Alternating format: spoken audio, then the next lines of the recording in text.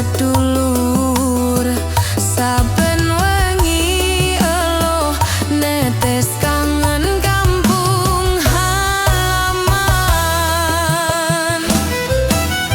Lara ati rantau tansah kelingan, tresno kang suci ora bakal luntur. Lara ati rantau saben donga kula, mugi Gusti paring dalan bali nyawang sliramu.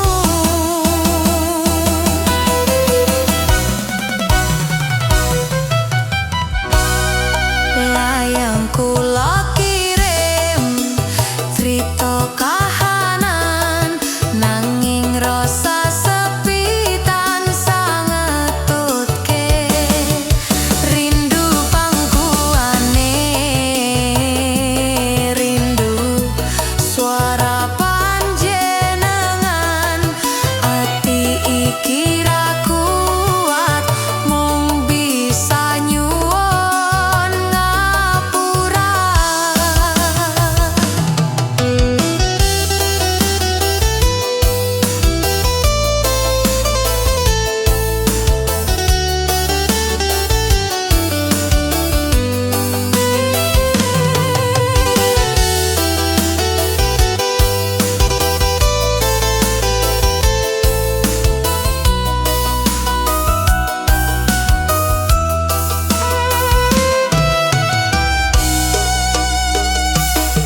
Yen tekan wengi sunyi kelingan maning, pancen angel urip adoh saka panjenengan. Nanging ing tresna iki bakal tetep suci nganti tekan pungkasaning urip kula.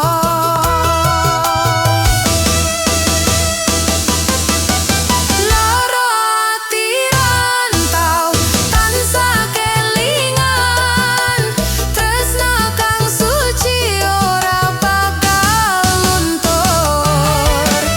Lara ati rantau